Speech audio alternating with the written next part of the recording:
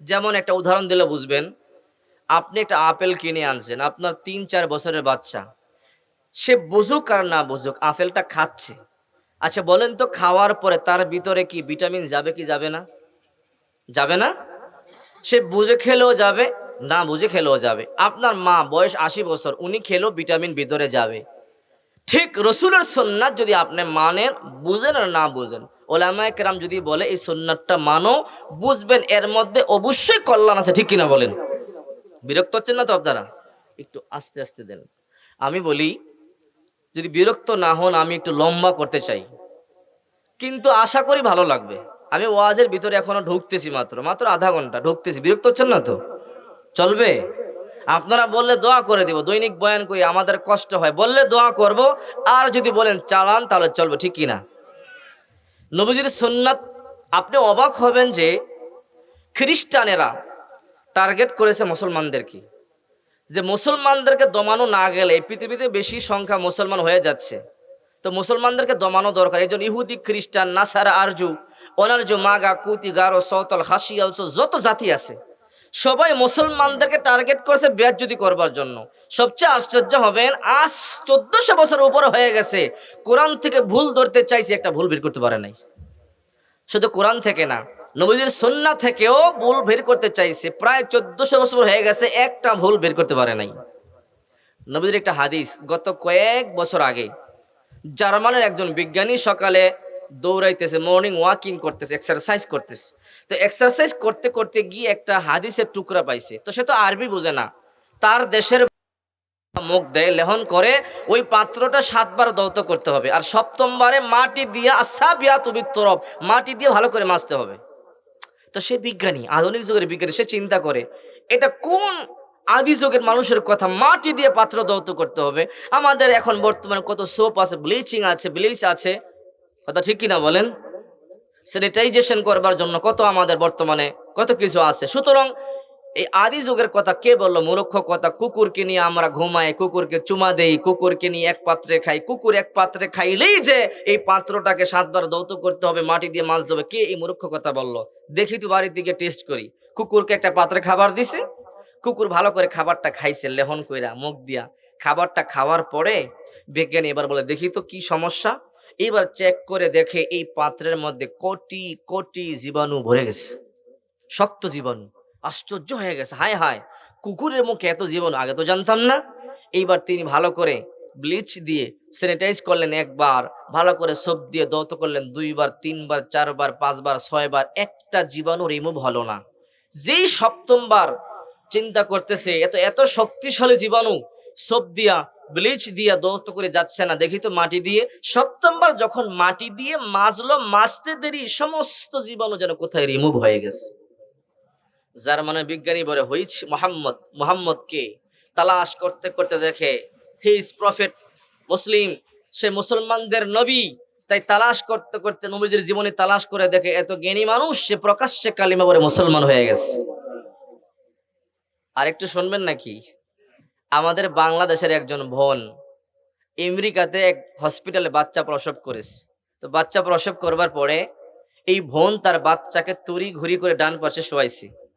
তো আমেরিকার ডক্টর বলতেছে, এই মেয়ে, তুমি তো এমনি সিক, তুমি উইক, তুমি দুর্বল, তুমি কেন তোমার বাচ্চাকে হঠাৎ করে তড়ি ঘড়ি করে শোয়াইছো?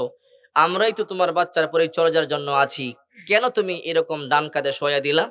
তো ওই বোন বলতেছে, আমি চাই আমার বাচ্চাটা জন্মের পরে প্রথমে ডান কাঁধে শুক। বলে কেন? আমার রসুল বলেছেন ডান কাঁধে শোয়া সুন্নাত। সুবহানাল্লাহ। তো ডক্টর বলে, ডান কাঁধে শোয়া সুন্নত বুঝলাম, তোর শুইলে কি হয়? বলে, আমার রসুল বলেছেন ডান কাঁধে শুইলে, হাদিসটা আগে বলছে, রসুল বলেছে ইদা আতাইতা মাদজাকা ফাতাওয়াদ্দা উজুকা লিসসালাত সুম্মা তুজি আলা শিক্কিকাল আইমান। আমার রসুল বলেছে তোমরা যখন ঘুমাতে যাবে সালাতের মতো ওযু করবে এবং ডান কাঁধ হয়ে শোবে। তখন ওই বিজ্ঞানী বলে, ডান কাঁধ হয়ে শুইলে কি হয়? আমার নবীজি বলেছে মস্তিষ্ক ভালো থাকে, ফুসফুসির পাম্পিং ভালো থাকে, রক্তের সঞ্চালন ভালো থাকে, হার্ট বিট ভালো থাকে। ওই বিজ্ঞানী ডক্টর ইউএস বিআর বলে, ঘরের কসম করে বলি, আমরা তো ২০-২৫ বছর লেখাপড়া করে এইটাই পাইলাম যে মোহাম্মদ কোনো কলেজে পড়ে নাই, ইউনিভার্সিটিতে পড়ে নাই, এত জ্ঞান রাখে, অথচ সেই মোহাম্মদকে আমরা চিনলাম না। সে প্রকাশ্যে আমাদের নবীর সত্যতা প্রমাণ পায়, কালিমা পড়ে মুসলমান হয়ে গেছে। এইরকম শত শত হাদিস আছে, যা বললে অবাক হবেন। আরেকটা বলি, এরপর সামনে যাবো, শুনতে রাজি আছেন তো? বুখারী শরীফ একটা হাদিস, রসুল বলেন, ইদা ওয়াকা যুবাবু ফি শারাবি আহাদিকুম ফালিয়াগমিসহু থুম্মা লিয়ানজিআহু ফাইন্না ফি ইহদা জানাহাইহি দাআন আল উখরা শিফা।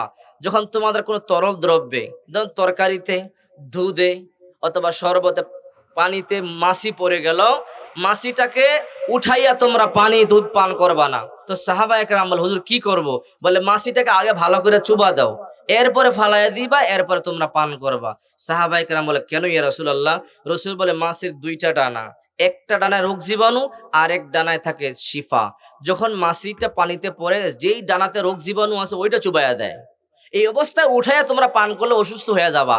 যখন পুরো মাছিটাকে চুবাইয়া দিবা, যেই ডানাতে ঔষধ আছে ওই ঔষধটা রোগ জীবাণু মেরে ফেলে, তখন পান করলে তোমরা দুর্বল হবে না, সিক হবে না, উইক হবে না। আল্লাহু আকবার বলেন। তখন 3 দেশের বিজ্ঞানী, কানাডা, আমেরিকা, রাশিয়া, 3 দেশের বিজ্ঞানী বলতেছে এটা মুহাম্মদ মিথ্যা কথা বলছে। নাউজুবিল্লাহ বলেন। বলে মুহাম্মদের এই মিথ্যা কথা প্রমাণ করব। সৌদি আরবের রিয়াদে কিং আব্দুল আজিজ হসপিটালে ডক্টর ওয়াজিব আসির নেতৃত্বে চ্যালেঞ্জ করবার জন্য আসছে।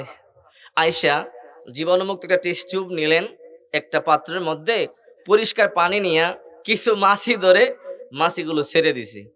ছেড়ে দিয়ে দেখে পুরো পেয়ালাটা জীবাণু ভরে গেছে। আল্লাহু আকবার বলেন। এরপরে আবার কি করলেন? মাছিগুলোকে পুরা চুবাইয়া দিলেন। মাছিগুলোকে পুরা চুবাইয়া দিয়া এইবার যখন মাছিগুলোকে ফেলে দিলেন, দেখে মুহূর্তের মধ্যে কোটি কোটি জীবাণু রিমুভ হয়ে গেছে। প্রকাশ্যে কালিমা পড়ে মুসলমান হয়েছে। এইরকম হাজারো হাদিস আছে রাসূলুল্লাহ সাল্লাল্লাহু আলাইহি সাল্লামের, যা তালাশ করে আজ পর্যন্ত বিন্দু পরিমাণ ভুল পায় নাই। ঠিক কিনা বলেন? এই জন্যই আল্লাহ তাআলা বলে, তোমরা তোমাদের নবীকে অনুসরণ করো। প্রত্যেকটা নবীর সুন্নতে কল্যাণ আছে না নাই? দেখেন, আমরা মাথায় টুপি পরি। আগে বলতো মোল্লারা মাথায় টুপি দেয়, মাথায় টুপি দিলে মাথা গরম হয়ে যায়। এখন দেখে মাথায় টুপি না দিলে পাগল হওয়ার সম্ভাবনা আছে। এই জন্য পৃথিবীর সব দেশে, হিন্দু, বৌদ্ধ, খ্রিস্টান নাই, আর্মি, বিডিআর, র্যাব, সবার মাথায় টুপি আছে না নাই? কারণটা কি জানেন? ওনারা আগে এই কথা বলতো, এখন দেখে সবচাইতে টেক কেয়ার করে আর্মিদের, ডিফেন্সে যারা চাকরি করে। ঠিক কিনা বলেন? এদের মাথায় টুপি আছে না? বাংলাদেশের আর্মির মাথায় আছে, সৌদি আরবের আর্মির মাথায় নাই, আমেরিকার আর্মির মাথায় আছে, রাশিয়ার আর্মির মাথায় আছে। প্রত্যেক দেশের আর্মিদের মাথায় টুপি, পুলিশের মাথায় টুপি, র্যাবের মাথায় টুপি। কারণ কি জানেন? বর্তমান বিজ্ঞান রিসার্চ করে দেখেছে, তারা খোলা ময়দানে থাকে, মাঠে থাকে, মরুপ্রান্তে থাকে। যদি টানা 10 থেকে 12 ঘন্টা রোদ্রে থাকে, কিছুদিনের মধ্যে মগজ তরল হয়ে পাগল হওয়ার সম্ভাবনা আছে। আল্লাহু আকবার বলে। এই জন্য বলে মাথার মধ্যে টুপি লাগাও। আমাদের নবী যে বলছে 1400 বছর আগে মাথায় টুপি দাও, ওটা ভাল লাগে নাই। আর এখন রিসার্চ করে দেখে যে টুপি ছাড়া কোনো উপায় নাই। ঠিক কিনা বলেন? আপনি টাকার মালিক হতে পারেন, ক্ষমতার মালিক হতে পারেন, অর্থের মালিক হতে পারেন, কিন্তু শান্তি পাবেন না। আপনার ঘরে শান্তি কোনোদিন আসবে না যতদিন পর্যন্ত নবীর সুন্নাত আপনার ঘরে না ঢুকবে। ঠিক কিনা বলেন? এই জন্যই তো বিশ্ব নবী মুহাম্মদুর রাসূলুল্লাহ সাল্লাল্লাহু আলাইহি ওয়াসাল্লাম বলেন, মান আহাব্বা সুন্নতি ফাকাদ আহাব্বানি ওয়া মান আহাব্বানি কানা মাই ফিল জান্নাহ। যে আমার সুন্নাতকে ভালোবাসলো সে আমাকে ভালোবাসলো, যে আমাকে ভালোবাসলো সে আমি নবীর সাথেই জান্নাতে যাবে। আল্লাহর পয়গম্বর বলে, উম্মতের দল, আমি তোমাদেরকে কতটুকুন ভালোবাসি জানো? ইন্নাল জান্নাতা হুরিমাত আলাল আম্বিয়া হাত্তা তাদখুলাহা ওয়া হুরিমাত আলাল উমামি হাত্তা তাদখুলাহা উম্মতি। আল্লাহর পয়গম্বর বলে, যতক্ষণ পর্যন্ত আমি জান্নাতে কদম না বাড়াবো, কোন নবী জান্নাতে কদম বাড়াতে পারবে না। আর যতক্ষণ পর্যন্ত আমার উম্মত জান্নাতে কদম না বাড়াবে, ততক্ষণ পর্যন্ত কোন নবীর উম্মত জান্নাতে কদম বাড়াবে না। আল্লাহু আকবার বলেন। আমাদের নবী জন্মের পরে উম্মতি উম্মতি বলে কান্না করেছেন। আল্লাহর পয়গম্বর গোটা জিন্দেগিটা উম্মতি উম্মতি বলে কান্না করেছেন। আল্লাহর পয়গম্বর এখনো রওজা পাকে শুয়ে শুয়ে উম্মতি উম্মতি বলে কান্না করে। আল্লাহর নবী মক্কায় টিকতে পারলেন না, তায়েফে গেলেন। তায়েফেও টিকতে পারলেন না, রক্ত রঞ্জিত করে ফেললেন তায়েফের কাফেরেরা। আল্লাহর পয়গম্বর আবারও মক্কার দিকে যায়। মক্কার এরিয়ার মধ্যে গিয়া আল্লাহর নবী টেনশন করতেছি, এখন আমি মক্কায় যে আসলাম কার ঘরে যাব? এই মক্কায় আমার আপন বলতে কেউ নাই, কে আমাকে একটু আশ্রয় দিবে? আল্লাহ নবী গোসল পর্যন্ত করলেন না, গায়ের মধ্যে জামা রক্ত লাল হয়ে আল্লাহর পয়গম্বরের দেহটা শক্ত হয়ে গেছে, গোসল করবার মতো জায়গা পর্যন্ত পেলেন না। হেরেমের মধ্যে মক্কার দেয়ালের মধ্যে আল্লাহর পয়গম্বর হেলান দিয়ে দিয়ে হুফায়া হুফায়া কান্না করতেছে, চোখগুলো বেয়ে বেয়ে আল্লাহর পয়গম্বরের পানি পড়তেছে। আল্লাহ পাক রব্বুল আলামিন জিবরাইলকে বলে, জিবরাইল দেখো আমার বন্ধুর দুনিয়াতে মা নাই বাবা নাই, মক্কার কাফেরগুলো আমার বন্ধুকে কেমন মাইন মারলো। হে জিবরাইল, অথচ আমার বন্ধু মুহাম্মদ রাসূলুল্লাহ এই উম্মতের জন্য কত কান্না আমার কাছে কান্নাকাটি করেছে, অথচ আমার বন্ধুকে আজকে রক্তে রঞ্জিত করে ফেললো, গোসল করবার মতো জায়গাটুকুন আমার বন্ধুর হলো না। হে জিবরাইল, যা যা, আমার বন্ধুকে সান্ত্বনা দেওয়ার মতো কেউ নাই। দেখ মক্কার কাফেরগুলো দামি বালাখানার মধ্যে ঘুমায়, আমার বন্ধু আজকে ওই যে মক্কার বাহিরে খোলা আকাশে শুয়ে আছে আমার পয়গম্বর। মক্কার কাফেরগুলো দামি দামি খাবার খায়, অথচ আমার বন্ধু না খায় আস। হে জিবরাইল, এই অবস্থা আমার বন্ধুকে সান্ত্বনা দেওয়ার মতো কেউ নাই, যা যা আমার কাছে নিয়ে আয়, আমি আল্লাহ আমার বন্ধুরে আমি আল্লাহ নিজে সান্ত্বনা দেব। আল্লাহু আকবার। ভালো করে বুঝবেন, জিবরাইল আইসা সালাম দিয়া, ও পয়গম্বর আমি আপনার কাছে এসেছি। বলো কেন এসেছো জিবরাইল? আল্লাহ তাআলা বলেছে আল্লাহর বাড়িতে আপনাকে নিয়ে যাওয়ার জন্য। আল্লাহর বাড়িতে চলে গেলেন, আমি লম্বা ঘটনা বলবো না। আল্লাহ পাক রব্বুল আলামিন বললেন, ও বন্ধু আপনি কি চান বলেন? আল্লাহ পাক রব্বুল আলামিন বললেন, আমি আজকে আপনি যা চাবেন আপনাকে আমি তাই দেব। আল্লাহর পয়গম্বর বলে, ওগো আল্লাহ আমি যা চাবো আপনাকে আমাকে তাই দিবেন? বলে, হ্যাঁ আজকে আপনি যা চাবেন আমি আপনাকে তাই দিব। হে বন্ধু, আমি জানি আপনার মা নাই আপনার বাবা নাই, মক্কার কাফের গুলো আপনার মেরেছে, এই জন্য আপনি তায়েফে গেলেন, তায়েফের কাফেররাও আপনাকে মেরেছে। আপনি টেনশন করবেন না গো নবী, আমি আপনি যা চাইবেন আপনাকে তাই দেব। ভালো করে বুঝবেন, আল্লাহ তাআলা বলে আপনি যা চাইবেন আমি আপনাকে তাই দেব। এই অবস্থা আপনি আমি হইলে কি চাইতাম? টাকা পয়সা গাড়ি বাড়ি, ঠিক কিনা বলেন? আল্লাহ তাআলা বলে, বন্ধু আপনি চাইতে পারেন, কোনো সমস্যা নাই। আল্লাহর পয়গম্বর আবার বলে, আল্লাহ আমি যা চাবো তাই দিবেন? বলে, হ্যাঁ। তাহলে আল্লাহ আপনার কাছে আমার চাওয়া হলো কি চাওয়া? লা আসআলুকা বিনতি ফাতিমা, আজকে আমি আমার মেয়ে ফাতেমাকে চাই না। লা আসআলুকা আবি আব্দুল্লাহ, আমি আমার বাবা আব্দুল্লাহকে চাই না। লা আসআলুকা আম্মি আব্বাস, আমি আমার চাচা আব্বাসকে চাই না। আল্লাহ পাক রব্বুল আলামিন অবাক হয়ে জিজ্ঞাসা করেন, হে বন্ধু আপনি আপনার মেয়েকে চান না, মা চান না, বাবা চান না, চাচা চান না, কি চান?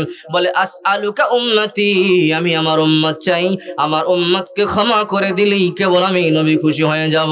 আল্লাহু আকবার। আল্লাহ তাআলা বলে, হে আমার বন্ধু ইব্রাহিমকে দেখেছি এমন উম্মত পাগল দেখি নাই, আদমকে দেখেছি এমন উম্মত পাগল দেখি নাই, আমি মুসা ঈসাকে দেখেছি এমন উম্মত পাগল দেখি নাই। হে বন্ধু, যেহেতু আজকের এই দিনও আপনি উম্মতের জন্য পাগল, আমি কসম করে বললাম কিসমাতুল কিয়ামাতু নিসফাইন, কিয়ামতকে দুইটা ভাগ করব, এক ভাগ আপনার মাঝে আরেক ভাগ আমার মাঝে। হে আমার বন্ধু কান খাড়া করে শুনেন, আপনি যা চাবেন আমি তাই করব, আপনি যাকে মাফ করতে বলবেন, যতক্ষণ পর্যন্ত আপনি সন্তুষ্ট না হবেন ততক্ষণ পর্যন্ত আমি আল্লাহ কোনো বিচার কার্য সম্পাদন করব না। আল্লাহু আকবার বলেন। এই জন্য আল্লাহর পয়গম্বর চিন্তা করেন, বলে ফাতেমারে চাই না, অথচ যেই ফাতেমার শানে আল্লাহর পয়গম্বর বলেছেন ফাতিমা তু বিজাতুম মিন্নি, ফাতেমা আমার কলিজার অংশ, আমার দেহের অংশ, ফাতেমা আমার কলিজার টুকরা। ফাতেমারে যে কষ্ট দেয় আমি নবীকে কষ্ট দেয়, আর ফাতেমাকে যে আনন্দ দেয় আমি নবীকে আনন্দ দেয়। আল্লাহর পয়গম্বর বলেন, ফাতিমা তু সাইয়্যিদাতু নিসাই আহলিল জান্নাহ, ফাতেমা জান্নাতের মুনিদের সর্দারিনী, অথচ ওই ফাতেমাকে আল্লাহর পয়গম্বর বলে, আল্লাহ ওই ফাতেমা চাই না, আমার উম্মত চাই। ফাতেমাকে নবী অনেক ভালোবাসতেন, সাধারণ ভালোবাসা না।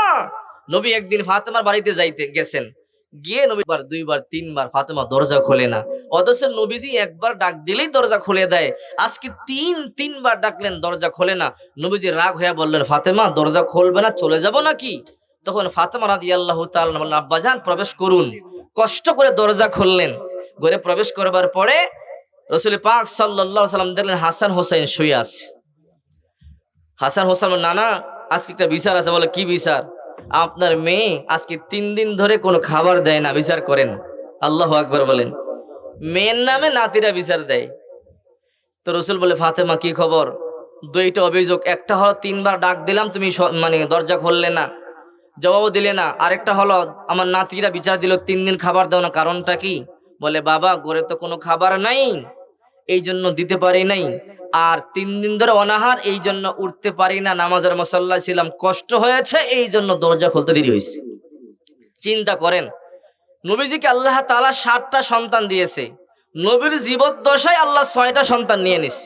4টা কন্যা সন্তান আর 3টা ছেলে সন্তান, সবাই চলে গেছে, শুধু ফাতেমা জীবিত ছিল। নবীজির বড় মেয়ে যায়েনব রাদিয়াল্লাহু তাআলা আনহা, রুকাইয়া রাদিয়াল্লাহু তাআলা আনহা, উম্মে কুলসুম রাদিয়াল্লাহু তাআলা আনহা, 3টা কন্যা সন্তানই চলে গেছে। 3টা ছেলে সন্তান কাসেম, ইব্রাহিম, তাহের, নবী দুনিয়ায় থাকতেই চলে গেছে। চিন্তা করেন, 6টা সন্তানের লাশ যদি বাবা বহন করে, কত দুঃখী, ঠিক কিনা বলেন? আল্লাহর পয়গম্বর এই জন্য ফাতেমারে বেশি ভালোবাসতেন, কারণ যতগুলো সন্তান ছিল প্রত্যেকটা সন্তান দুনিয়া থেকে চলে গেছে, একমাত্র সন্তান ফাতেমা দুনিয়াতে জীবিত ছিল। ফাতেমা বলে, আব্বা জান ঘরে 3 দিন পর্যন্ত খাবার নাই, এই জন্য নিজেও খাইতে পাই না, হাসান হোসেনকে দিতে পারি না। আল্লাহ পাক বলে, জিবরাইল যা যা আমার বন্ধুরে গিয়া বল, আমার বন্ধু যেন ফাতেমার নামাজের মুসাল্লাটা টান দেওয়ার জন্য বলে। আল্লাহর পয়গম্বর বলে, ফাতেমা তোমার নামাজের মুসাল্লাটা একটু উপরে উঠাও। উপরে উঠাইয়া দেখে ফাতেমার নামাজের মুসাল্লার নিচে দিয়ে গলিত স্বর্ণ বিশাল বড় সমুদ্রের মতো চলতেছে। আল্লাহু আকবার! ফাতেমা, যত স্বর্ণ দরকার উঠাও, নিজে ব্যবহার করবা। ফাতেমা বলে, আব্বাজান এই স্বর্ণ যে আমি নিব, এরকম স্বর্ণ কি আপনার সব উম্মতরে আল্লাহ দিবে? বলে, না, তোমার স্পেশাল দিয়েছে, যে উম্মতকে দিবে না আমি সেই স্বর্ণ চাই না। আল্লাহু আকবার বলেন।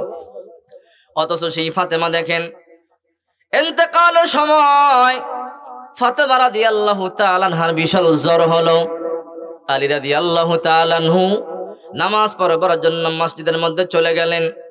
ফজরের নামাজ পড়িয়া আলী রাদিয়াল্লাহু তাআলা আনহু বাড়ির মধ্যে আসলেন। আয়েশা থেকে ফাতেমা নামাজের মুসল্লায় নাই, অথচ প্রতিদিন আলী রাদিয়াল্লাহু তাআলা আনহু আয়েশা থেকে ফাতেমা নামাজের মুসল্লার মধ্যে বসে তাসবিহ তাহলিল জিকির আজগার করতে থাকে।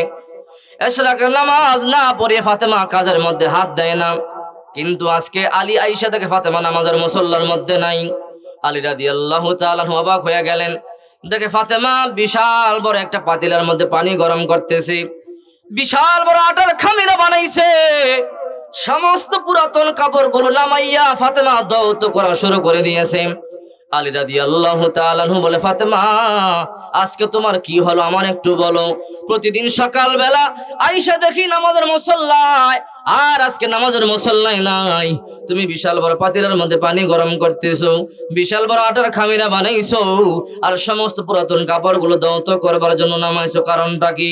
ফাতেমা রাদিয়াল্লাহু তাআলা আনহা আলীর হাত দিয়ে বলে, আলী গো, আজকে আমি আপনার কয়েকটা কথা বলতে চাই, আমার কথাগুলো আপনি শুনবেন কিনা বলেন। আলী বলে, ফাতেমা হা হা বলো, তোমার কথাগুলো আমারে বলো। ফাতেমা বলে, ওগো আলী, আমি আপনার সংসারে লম্বা সময় পার করলাম, ওগো আলী, যদি আমার কোনো ভুল হয় আপনি আমার ভুলগুলো ক্ষমা করে দেন। আলী বলে, ফাতেমা কি বলো, তুমি কোনো ভুল করো নাই, তুমি কোনো অন্যায় করো নাই। হে ফাতেমা, তোমার মতো জান্নাতের রমণীদের সর্দারিনীকে আমি পাইছি, আমার কপাল তো বড় ভালো। বিশ্বনবী মুহাম্মদুর রাসূলুল্লাহ সাল্লাল্লাহু আলাইহি ওয়াসাল্লাম বলেন, আফজলুন নিসাই আহলিল জান্নাত খাদিজা বিনতে খুয়াইলিদ ওয়া ফাতিমা বিনতে মুহাম্মদ ওয়া মারইয়াম বিনতে ইমরান ওয়া আসিয়া বিনতে মুজাহিম। আল্লাহর পয়গম্বর বলেন, এই দুনিয়াতে শ্রেষ্ঠ নারী 4 জন। 1 নম্বরে খাদিজা বিনতে খুয়াইলিদ, 2 নম্বরে ফাতিমা বিনতে মুহাম্মদ, 3 নম্বরে আসিয়া বিনতে মুজাহিম ও মারইয়াম বিনতে ইমরান। এই 4 জন পৃথিবীর শ্রেষ্ঠ রমণী। আল্লাহর পয়গম্বর বলে, ফাতেমা জান্নাত রমণীদের সর্দারিনী। আলী বলে, ফাতেমা তুমি যখন, তোমাকে আল্লাহর পয়গম্বর বলেছেন, তুমি আল্লাহর পয়গম্বরের কলিজার টুকরা, আল্লাহর পয়গম্বরের দেহের অংশ। হে ফাতেমা, তোমার জন্য তোমার যোগ্য স্বামী আমি হইতে পারি নাই, এরপর আল্লাহর পয়গম্বর আমার কাছে তোমাকে বিয়ে দিয়েছে। যখন তোমার বিয়ের প্রস্তাব আল্লাহর পয়গম্বর রাখলেন, মক্কার মধ্যে মদিনার মধ্যে এমন কোনো ধনী পরিবার ছিল না, এমন কোনো ধনী সাহাবী ছিল না যারা তোমাকে বিয়ে করবার জন্য প্রস্তুত ছিল না। হে ফাতেমা, কি বলো, তুমি অন্যায় করতে পারো না, বরং আমি আমি ভুল করলে আমার তুমি মাফ করে দাও।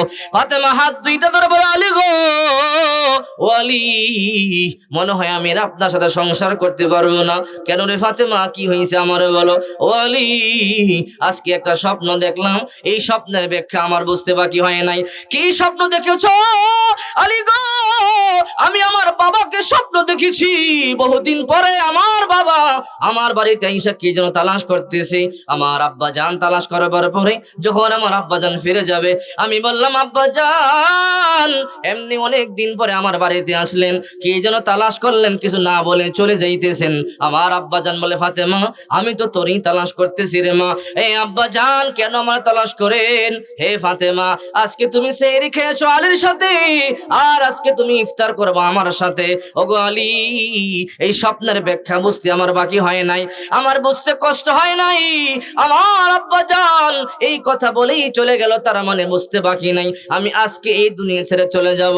ওগো আলী, আপনি আমারে ক্ষমা কইরা দেন। আলী বলে, ফাতেমা এত বিশাল বড় আটার খামিরা কেন বানাইছো? আলী গো, আমি জানি আমার ইন্তেকালের পরে আপনিও কান্না করবেন, আমার কলেজার টুকরা হাসান হোসেনও কান্না করবে, আমার ঘরে 4-5 দিন রান্না বান্না হবে না, আপনিও না খায়া থাকবেন, আমার আলী আমার হাসান হোসেনও না খায়া থাকবে। এই জন্য আমি আজকে বিশাল বড় আটার খামিরা বানাইলাম, 4-5 দিনের রুটি বানায় দিয়ে যাব। ও আলী, যেন আপনার কষ্ট না হয়, হাসান হোসেনের কষ্ট না হয়। এ ফাতেমা, এই সমস্ত কাপড়গুলো কেন নামাইলা? আলী গো, আপনি তো জানেন আমি আপনার বড় ভালোবাসি, আমি আপনার বড় খেদমত করি, আমার মনের মধ্যে তখন তৃপ্তি লাগে যখন আপনার কাপড় চোপড়গুলো আমি দৌত করি, আর আমার কলিজার টুকরো হাসান হোসেনের কাপড়গুলো দৌত করি। হে আলী, আজকে আমি চলে যাব, আর আপনার কাপড় চোপড় আমি দৌত করতে পারবো না, এই জন্য সমস্ত কাপড়গুলো জলমের মতো দৌত করে দিয়ে যাই, এই জন্য আমি সমস্ত কাপড়গুলো দৌত করবার জন্য নামাইলাম। আলী গো, আমার কয়েকটা কথা আমি আপনার কাছে বলতে চাই, আপনি আমার কথাগুলো রাখবেন কিনা বলেন। এদের কান্না দেখিয়া হাসান হোসেন দৌড়াইয়া চইলা এসে আমাকে জাবরায় ধরে বলে, হে মা, কেন তুমি কান্না করো? মা সন্তানদেরকে বুঝতে দেয় না, সন্তানদেরকে বলে, হাসান হোসেন যা যা নানার কবরের পাশে যা, নানার সাথে গিয়ে কথা বলতে থাক। আসসালামু থানবী রহমাতুল্লাহ আলাইহি ব্যাখ্যা করেন, হাসান হোসেন যখন কবরের পাশে গিয়া জাদ্দি বলে ডাক দিতেন, আল্লাহর পয়গম্বর জীবদ্দশায় থাকতে যেমন কথা বলতেন, কবরের থেকে ওই রকম কথাবার্তা বলতেন। আল্লাহু আকবার। হাসান হোসেন কবরের পাশে চলে গেলেন, কথাবার্তা শুরু করে দিয়েছে। এইদিকে ফাতেমা বলে, আলী গো, আমার যাওয়ার সময় আপনার কাছে কয়েকটা আরজি আমার আপনি রাখবেন কিনা বলেন। হে ফাতেমা বলো, তোমার প্রত্যেকটা কথা পুঙ্খানু ভাবে আমি রাখার চেষ্টা করব। ও আলী, আমার 1 নম্বর কথা হলো, আমার ইন্তেকালের পরে আমি যখন ইন্তেকাল করব, আপনি গোপনে লাশটা দাফন করে দিবেন, কোন এলান করবেন না, কাউকে ডাকবেন না। আলী বলে, কেন ফাতেমা, তুমি আল্লাহর পয়গম্বরের একমাত্র কলিজার টুকরা কন্যা, জান্নাতের মুনিদের সর্দারিনী, তোমার মৃত্যুর কথা যখন সাহাবায়ে কেরাম শুনবে, লক্ষ লক্ষ সাহাবীরা তোমার জানাজার শরীক খাবার জন্য দেশ দেশান্তর থেকে চলে আসবে। ফাতেমা বলে, আলী না না, হে আলী, আপনি তো জানেন আমি পর্দা করেছি, কোনো পরে পুরুষ আমাকে দেখে নাই, আমার ইন্তেকালের পরে যদি আপনি আমার কাপড়ের কাপড়টা পরাইয়া সাহাবীদের সামনে নিয়ে যান, যেই সাহাবীরা আমাকে দেখে নাই বলবে ফাতেমা এমন মোটা ছিল, এমন লম্বা ছিল, এমন চওড়া ছিল। ওগো আলী, না না, আপনি গোপনে দাফন করে দিবেন। আলী বলে, ঠিক আছে ফাতেমা, আমি ওয়াদা দিলাম তোমার লাশটা গোপনে দাফন করব। তোমার 2 নাম্বার কথা আমার বলো। ওগো আলী, আপনি তো জানেন হাসান আর হোসেনকে আমি অনেক বড় ভালোবাসতাম, হাসান হোসেনকে বুকের মধ্যে নিয়ে আমি ঘুমাইতাম। আলী গো, আমি ইন্তেকাল যখন করব, আপনি যুবক মানুষ, আপনি দ্বিতীয় একটা বিয়ে করে নেবেন, কারণ আপনার খেদমতের প্রয়োজন আছে, এই জন্য আপনি নতুন একটা বিয়ে করে নেবেন। কিন্তু আমার আপনার কাছে আরজি হলো, আপনি যখন নতুন বিবাহ করবেন, আমি তখন অন্ধকার কবরে থাকবো।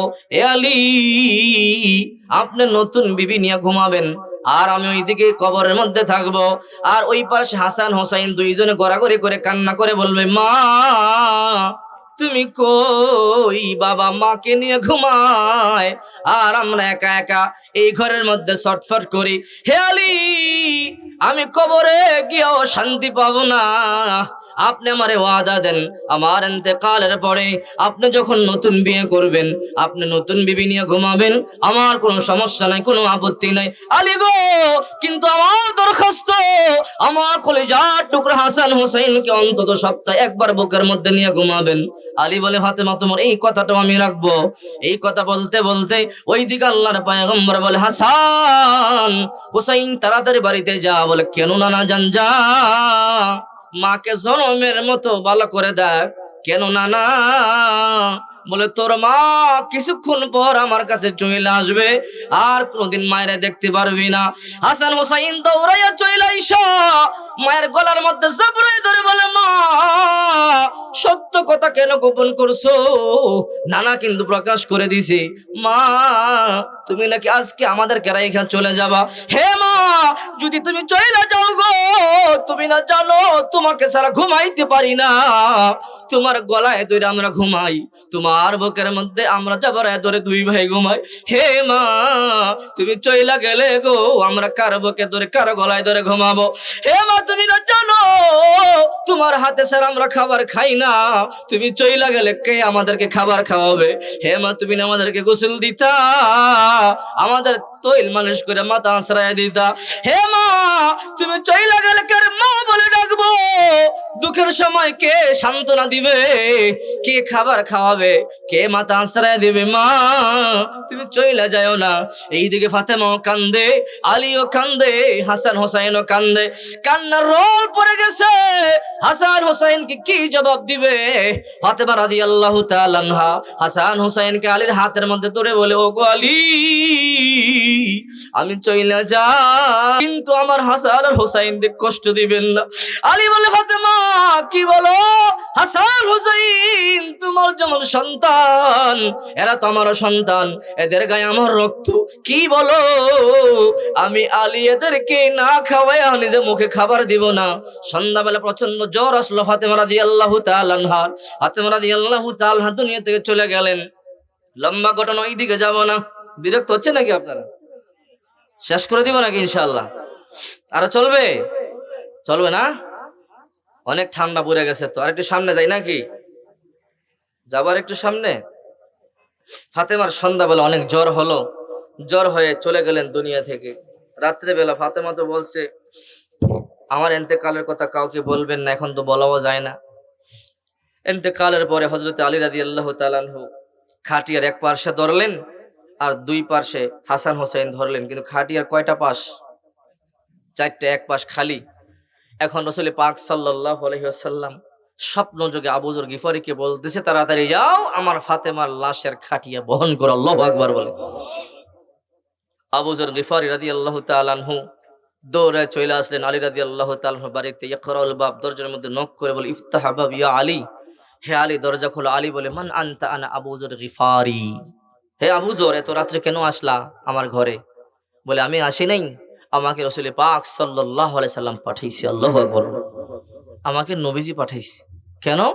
ফাতেমা ইন্তেকাল করেছে, ফাতেমার খাটিয়া বহন করবার জন্য রাসূল বলেছে, তাড়াতাড়ি যা।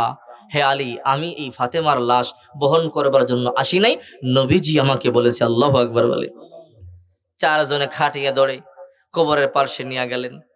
আবু যর গিফারি রাদিয়াল্লাহু তাআলা কবরকে উদ্দেশ্য করে বলে, হে কবর, জানো আজকে তোমার কাছে, তোমার ভিতরে কাকে রাখবো? হাদি বিনতু রাসূলিল্লাহ সাল্লাল্লাহু আলাইহি সাল্লাম। এ হলো বিশ্বনবী মুহাম্মদুর রাসূলুল্লাহ সাল্লাল্লাহু আলাইহি সাল্লামের কন্যা। হাদি উম্মুল হাসনাইন, জান্নাতের যুবকদের সর্দার যারা, হাসান হোসাইনের মা। হাজিহি ফাতিমাতু সাইয়্যিদাতু নিসাই আহলিল জান্নাহ। এ হলো সেই ফাতেমা যার শানে রাসূল পাক সাল্লাল্লাহু আলাইহি সাল্লাম বলেছেন, এই সেই ফাতেমা যিনি জান্নাতের রমণীদের সর্দারিনী। সুবহানাল্লাহ। কবর থেকে জবাব আসছে, হে আবু যর, আনা বাইতু জুলমাতি, আনা বাইতু নফরাতি।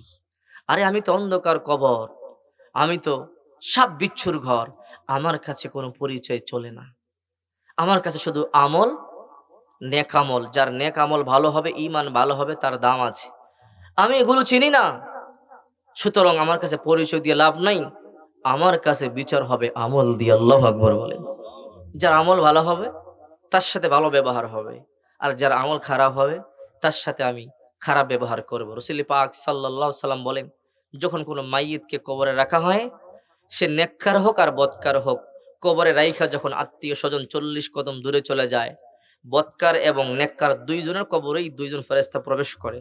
নেককারের কবরে দুইজন ফেরেশতা ঢুইকা বলে, মার রব্বুকা ওয়া মা দীনুকা ওয়া মান নাবিয়্যুকা। জবাবগুলো ঠিকঠাক মতো দিতে পারলেই ওয়াইফসাহু লাহু কবরহু ৭০ যিরআ, সাথে সাথে কবরটা ৭০ হাত প্রশস্ত হয়ে যায়। অন্য হাদিসে আছে, যত দূর চোখ যায় তত দূর পর্যন্ত কবরটা প্রশস্ত হয়ে যায়। ওয়াইফতাহু লাহু বাবুন ইলাল জান্নাহ, জান্নাতের সাথে একটা দরজা উন্মুক্ত হয়ে যায়। জান্নাতের শীতল হাওয়া এসে কবরটাকে ঠান্ডা করে দেয়। জান্নাতের নূর এসে কবরটাকে আলোকিত করে দেয়। ওয়াইলবাসু মিন লিবাসিল জান্নাহ, জান্নাতের পোশাক পরিয়ে দেওয়া হয় আর বলা হয়, নাম ঘুমাও কানামুল আরস, যেমন বাসর ঘরে ঘুমাইছো, টেনশন নাই, ভয় নাই, ইসরাফিল সিংহায় ফু দিবে, উঠে জান্নাতে ঢুকে যাও। আল্লাহু আকবার। আর যখন কোনো কোনো গুনাহগার, কোনো বদকারকে কবরে রাখা হয়, ঠিক আত্মীয়রা যখন ৪০ কদম দূরে চলে যায়, ঠিক দুইজন ফেরেশতা ঢোকে। এই দুইজন ফেরেশতা খুব ভয়ঙ্কর আকৃতি নিয়ে প্রবেশ করে, দুর্গন্ধযুক্ত অবস্থা, চোখগুলো বিশাল বড় বড়, চোখ যেন অগ্নির স্ফুলিঙ্গ বের হচ্ছে, দাঁতগুলো বিশাল বড় বড়। ঢুকে বলে, উঠ। উঠে বলে, মার রব্বুকা ওয়া মা দীনুকা ওয়া মান নাবিয়্যুকা, ভাল তোর রবকে, দিন কি, নবীকে? বলে, লা আদরি, আমি কিছুই জানি না। এই কথা বলতে দেরি তার মাথার মধ্যে বিশাল হাতুড়ি দিয়ে মারা হয়। রাসূল পাক সাল্লাল্লাহু আলাইহি ওয়াসাল্লাম বলেন, এমন ভাবে মারা হবে কিয়ামত পর্যন্ত, ফাতাখতালিফাতু হাত্তা সা, কিয়ামত পর্যন্ত মারতেই থাকবে। ওই হাতুড়ি দিয়ে যদি একটা বাড়ি পৃথিবীর সবচেয়ে বড় পাহাড়ে মারা হতো, দ্বিতীয় বাড়ি মারবার আগে ধুলার মতো হয়ে যেত। ওই হাতুড়ি দিয়ে মারবে, মাথা ছিন্ন বিচ্ছিন্ন হয়ে যাবে, কবরটা রক্ত রঞ্জিত হয়ে যাবে, আবার ভালো করা হবে, আবার মারা হবে। রাসূল পাক সাল্লাল্লাহু আলাইহি সাল্লাম বলেন, ইস্তাইযু বিল্লাহি মিন আযাবিল কবর, কবর থেকে, কবর আযাব থেকে পানা চাও।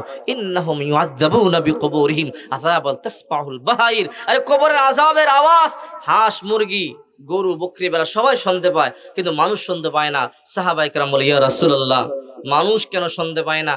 রাসূল বলেন, মানুষ যদি শুনতো তাহলে তার পিতা মাতাকে কবর দেওয়ার জন্য কবরে যেত না। এই জন্য আল্লাহ তাআলা মানব জাতি আর জিন জাতিকে আওয়াজ শোনান না, বাকি সবাই শুনতে পায়।